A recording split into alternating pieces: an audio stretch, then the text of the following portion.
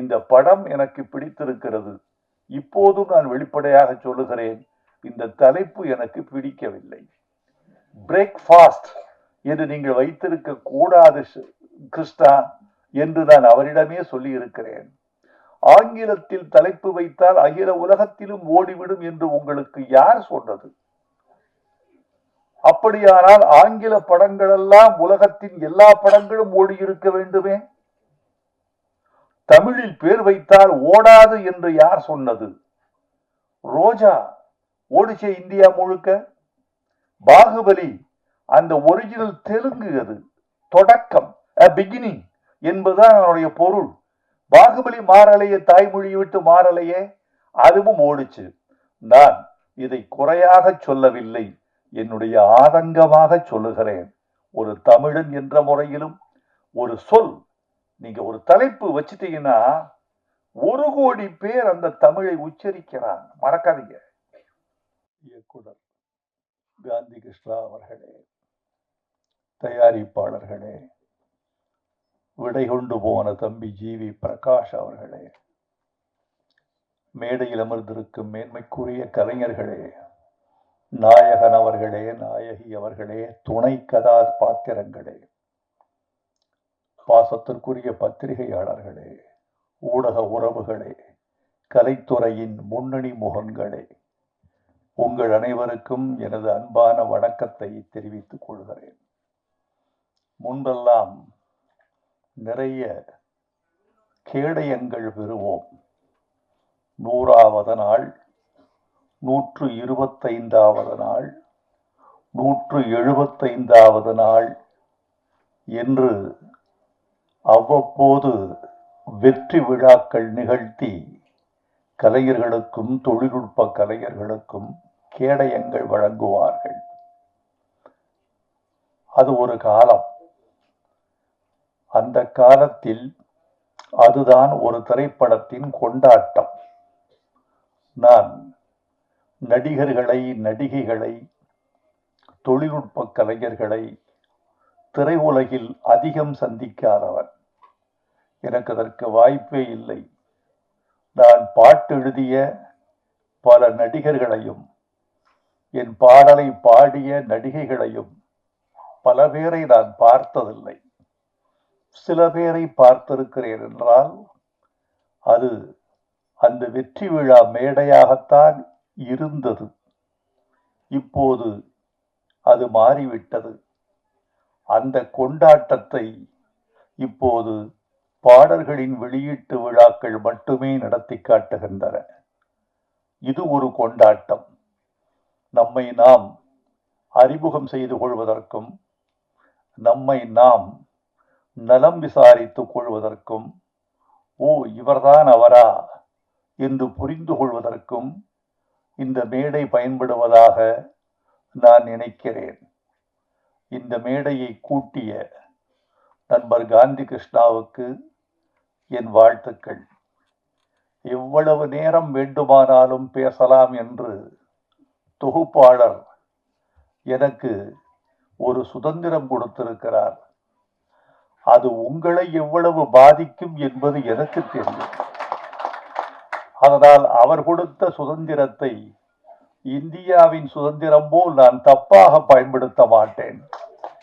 நான் சரியாக பயன்படுத்தி எண்ணி சில நிமிடங்களில் என் கருத்துக்களை பதிவு செய்து விடைபெற வேண்டும் என்று ஆசைப்படுகிறேன்.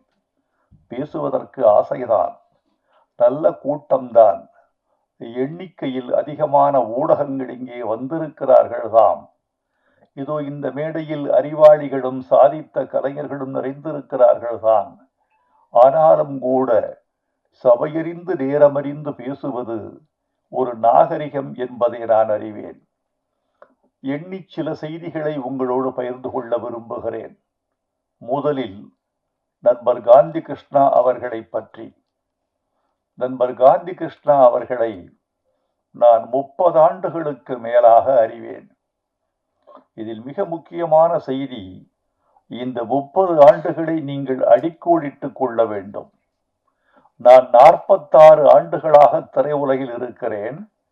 30 ஆண்டுகளுக்கு மேலாக நான் காந்தி கிருஷ்ணாவை அறிவேன் என்றால் நீங்கள் ஒன்றை புரிந்து கொள்ள வேண்டும். 30 ஆண்டுகளுக்கு மேலாக திரையுலகில் இயக்குனராக ஒருவர் இயங்கிக் கொண்டே இருக்கிறார் என்பதுதான் காந்தி கிருஷ்ணாவுக்கு இருக்கக்கூடிய மிகப்பெரிய பலம். அதுதான் அவரது ஆற்றல் என்று நினைக்கிறேன். 1000 பாடல்கள் என்று நான் எழுதிய பாடல்களை தொகுத்து 2011 ஒரு நூல் வெளியிட்டேன். முத்தமிழறிஞர் கலைஞர் அதை வெளியிட்டார். திரையுலகின் எல்லா இயக்குனர்களும் பாடகர்களும் அதில் கலந்து கொண்டார்கள். இப்போது 2ஆம் தொகுதியை தயாரித்துக் கொண்டிருக்கிறேன். 1001 பாடல்கள் என்பதற்கு தலைப்பிட்டிருக்கிறேன். அது 1000 பாடல்கள், இது 1001 பாடல்கள். சமீபத்தில் இதை தொகுத்து கொண்டிருக்கிற இந்த காலகட்டத்தில் புரட்டி புரட்டி பார்த்தபோது எத்தனை இயக்குனர்கள், எத்தனை பாடகர்கள், எத்தனை இசையமைப்பாளர்கள் என்று மலைத்து போன போது ஒன்று தோன்றியது. இவர்களில் எத்தனை பேர் இருக்கிறார்கள் என்று கணக்கு பார்த்தேன். பல பேர் காலத்தில் இருக்கிறார்கள், களத்தில் இல்லை. பல பேர் காலத்திலேயே இல்லை, நினைவுகளில் இருக்கிறார்கள். இந்த கலை உலகம் என்பது மாறிக்கொண்டே இருக்கிற ஒரு பிம்பம். இது ஓடிக்கொண்டே இருக்கிற ஒரு நுரை. இது வானவில்லை தனக்குள் வைத்து முடிந்து வைத்திருக்கும் ஒரு குமிழி. இதில் நிரந்தரமாக ஒருவன் 1/4 நூற்றாண்டுக்கு மேல் பயணம் செய்கிறான் என்றால் அவன்தான் அறிவு திறம் வாய்ந்தவன், பண்பாட்டு திறம் வாய்ந்தவன், கலை உலகை புரிந்து கொண்டவன் என்று நீங்கள் தெரிந்து கொள்ளலாம். இந்த 3 பெருமைக்கும் உரியவர் என் அருமை நண்பர் காந்தி கிருஷ்ணா என்று நான் உறுதியாக நம்புகிறேன். காந்தி கிருஷ்ணா 30 ஆண்டுகளுக்கு பிறகும் பிரேக்ஃபாஸ்ட் என்ற ஒரு ஆங்கில தலைப்பை வைத்துக் கொண்டு உங்களுக்கு ஒரு படம் கொடுக்க வந்திருக்கிறார் என்றால் அவருடைய கால நீட்சியை நான் போற்றுகிறேன். ஏனென்றால் பெரியவர்களே, முன்பெல்லாம் ஒரு கலைஞன் 25 ஆண்டுகள் அதிகபட்சம் கோலோச்சுவான். அப்படி 25 ஆண்டுகள் முடிந்த பிறகு அவன் மெல்ல மெல்ல ஓய்வு பெறுவான். அவன் மூளை மங்கிவிட்டது என்று பொருள் அல்ல, உடல் ஓய்ந்து விட்டது என்று பொருள் அல்ல. ஏன் ஒரு மனிதன் கலை உலகிலிருந்து ஓய்வு பெறுகிறான் அல்லது ஒதுக்கப்படுகிறான் என்றால் அது அவன் மீது கொண்ட பிழை அல்ல, அவனது திறமை குறைவு அல்ல. ஒரு சமூகம் அவனை விட்டு முன்னே போய்விட்டது என்று அர்த்தம். ஒரு சமூகம் இயங்கிக் கொண்டே இருக்கிறது. சமூகம் என்பது ஓர் உயிரி, அது தன்னை கடந்து போய்கொண்டே இருக்கிறது. அந்த சமூகத்துக்கு பின்னால் அதன் வாளை பிடித்து கொண்டு, காலை பிடித்து கொண்டு, தோளை பிடித்து கொண்டு ஒருவன் பயணப்பட்டு கொண்டே இருக்கிற வரைக்கும் அவன் கான்டெம்பரரி என்று சொல்லக்கூடிய நிகழ்கால தன்மையில் இருக்கிறான். ஆனால் பல பேர் காலத்தை தவற விட்டு விடுகிறார்கள். காலம் மாறுகிற போது தானும் மாறிக்கொள்ளாதவனை காலம் கருணையில்லாமல் விட்டு விட்டு போய் விடுகிறது. ஆனால் என் நண்பர் நம்முடைய காந்தி கிருஷ்ணா தன்னை புதுப்பித்துக் கொண்டே இருக்கிறார். அவரோடு பேசினால் நேற்றைய சம்பவங்களையும் பகிர்ந்து கொள்ளலாம், நிகழ்கால சம்பவங்களையும் பகிர்ந்து கொள்ளலாம்.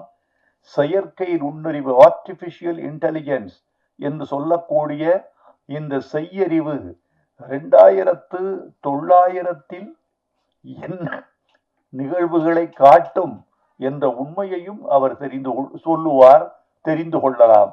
தன்னை புதுப்பித்துக் கொண்டே இருக்கிற மனிதர், நல்ல கலைஞர் காந்தி கிருஷ்ணா. அவர் செல்லமே என்ற படத்திலிருந்து அவரோடு நான் இருக்கிறேன், என்னோடு அவர் இருக்கிறார் என்று சொல்வதெல்லாம் பிழை. அவரோடுதான் நான் இருக்கிறேன் என்பது உண்மை. ஏனென்றால் அவர்கள் நினைத்தால் எந்த கலைஞருக்கும் வாய்ப்பு கொடுக்கலாம். ஆனால் அவரோடு நான் இருக்கிறேன் என்பதனால் என்னை அவர் பயன்படுத்தி கொண்டே இருக்கிறார் என்பதுதான் உண்மை. அவர் குறித்து ஒரு செய்தியை உங்களோடு பகிர்ந்து கொள்ள வேண்டும்.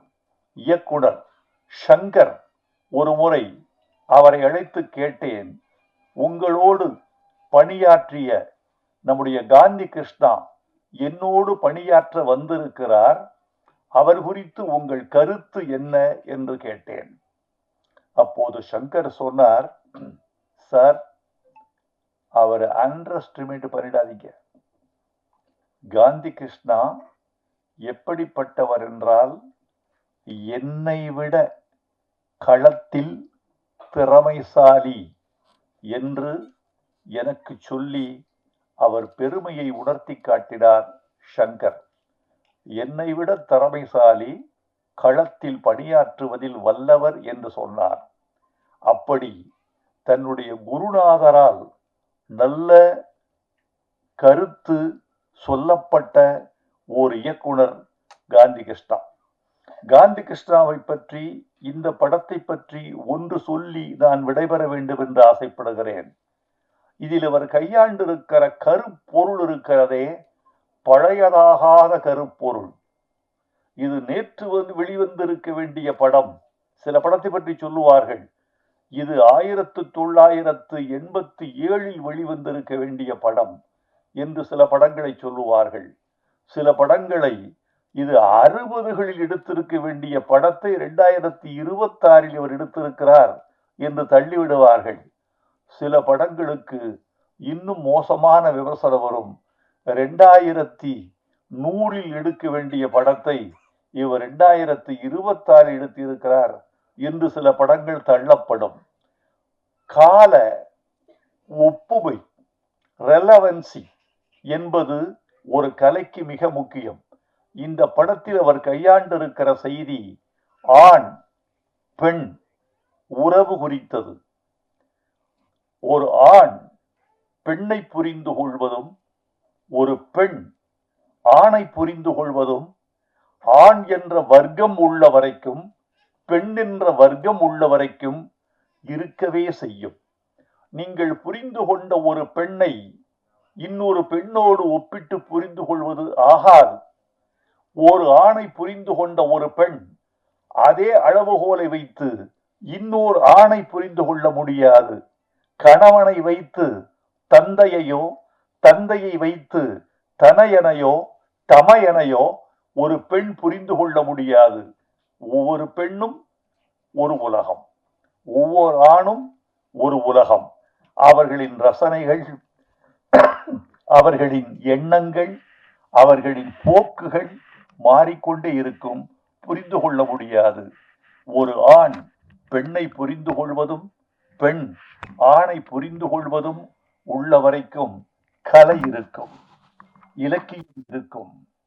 இந்த கலைகளும் இலக்கியங்களும் உள்ளவரை ஆண் பெண் புரிதல் என்ற ஒரு மிகப்பெரிய சங்கிலி அருந்து விடாமல் ஓடிக்கொண்டே இருக்கும் என்று நான் கருதுகிறேன்.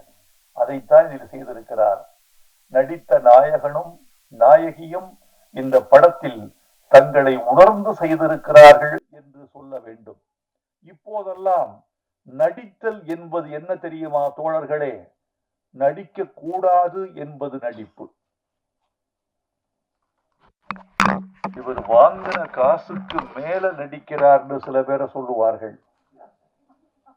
1 லட்சம் ரூபாய் வாங்கி கொண்டு ஏன் 5 லட்சம் ரூபாய்க்கு நடிக்கிறாய் என்று சில பேரை விமர்சனம் எழுத கேட்டிருக்கிறேன்.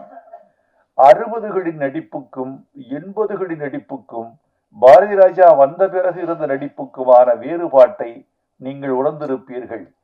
நடித்தல் என்பது நடித்தல் அல்ல. இப்போது நடித்தல் என்பது இருத்தல். நீ இரு, பாத்திரமாக ஒலிய கொடுக்கணும் என்பது டப்பிங்கின் மிக முக்கியமான ஒரு இலக்கணம். அந்த மாதிரி இந்த படத்தில் இவர்கள் நடித்திருக்கிறார்கள். அவர்களுக்கு என் வாழ்த்துக்கள். திருமண வாழ்க்கையின் பிரச்சனை தான் இந்த படம். அகந்தை, ஈகோ, பணக்காரன், ஏழை, உன் நலன் என் நலன் என்ற பிரச்சனை தான் இந்த படம். இந்த படம் எனக்கு பிடித்திருக்கிறது. இப்போதும் நான் வெளிப்படையாக சொல்லுகிறேன், இந்த தலைப்பு எனக்கு பிடிக்கவில்லை. பிரேக்ஃபாஸ்ட் என்று நீங்கள் வைத்திருக்க கூடாது கிருஷ்ணா என்று நான் அவரிடமே சொல்லி இருக்கிறேன்.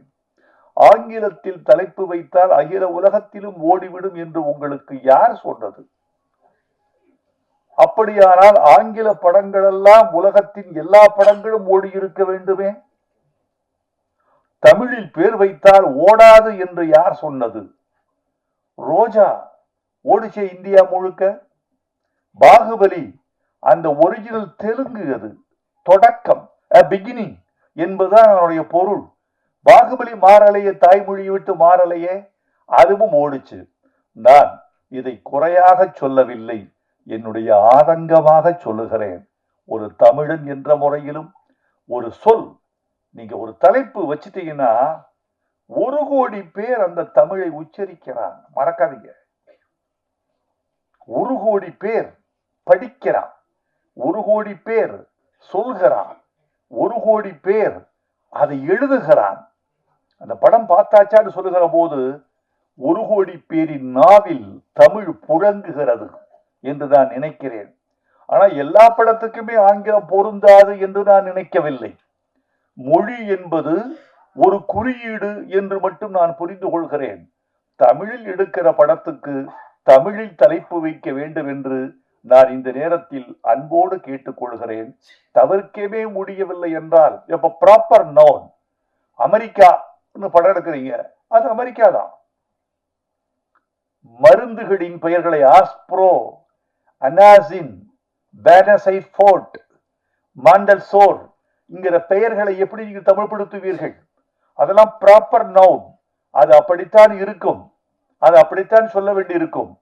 ஆனால் டாக்டரை நீங்கள் மருத்துவர் என்று சொல்வதில் உங்களுக்கு ஒரு தடையும் இல்லை. எ மேன் என்பதை ஆண் என்று சொல்வதில் உங்களுக்கு ஒரு தடையும் இல்லை. எனவே புழங்கக்கூடிய சொற்களை தமிழ் படங்களுக்கு பேர் வைக்க வேண்டும் என்று நான் அன்போடு கேட்டுக்கொள்கிறேன். திருமணம் என்பதை பற்றி ஒரு சொல். இந்த படத்துடைய பிரச்சனை அதான். திருமணம் செய்து கொண்டது தப்பா சரியா?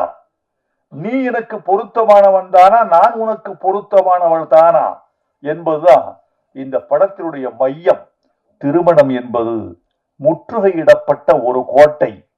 உள்ளே இருப்பவர்கள் வெளியே வர துடிக்கிறார்கள், வெளியே உள்ளவர்கள் உள்ளே செல்ல தவிக்கிறார்கள். இதுதான் கல்யாணத்தை பற்றிய கான்செப்ட். இதுதான் இந்த படத்தில் நிகழ்ந்திருக்கிறது. ரொம்ப அழகாக கையாண்டிருக்கிறார், மிகையாக இல்லாமல் கையாண்டிருக்கிறார் காந்தி கிருஷ்ணா.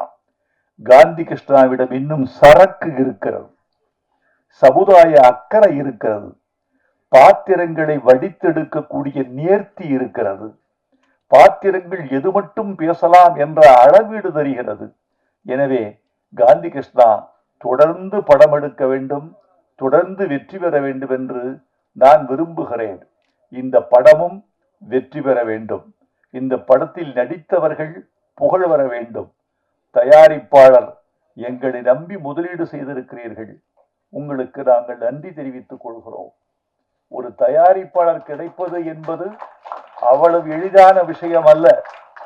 இன்றைக்கு சினிமா உலகில் தயாரிப்பாளர்கள் இல்லாமல் எத்தனை நடிகர்கள், எத்தனை கதைகள், எத்தனை இயக்குனர்கள் காத்திருக்கிறார்கள் என்ற விவரம் உங்களை விட எங்களுக்கு அதிகம் தெரியும்.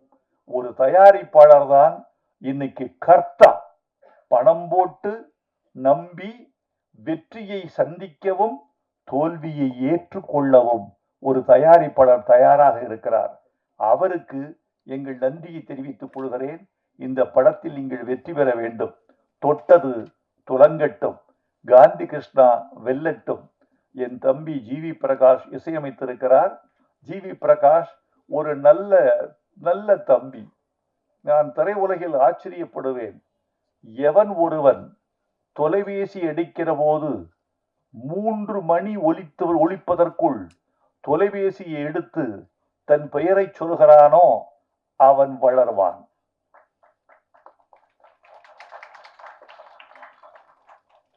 மூணு ரிங்ல எடுத்துருங்க. எடுப்பீங்களா? பேரை பார்த்து எடுப்பீங்க சார். பெண்பாலா இருந்தா 2 ரிங்ல எடுத்துருவீங்க. அதல்ல. என்னன்னா, எவன் ஒருவன் முருகில் எடுக்கிறானோ அவன் அச்சமற்றவன், அவன் கடன் வாங்காதவன், அவன் வீரன், அவன் யோகியன், அவன் நேர்மையாளன். நான் குளிக்கும் போதும் தூங்கும் போதும் தவிர 2 சத்தத்தில் எடுப்பேன். நீங்களும் எடுத்து பழகுங்கள், வெல்வீர்கள். இந்த படமும் வெல்லட்டும். நன்றி.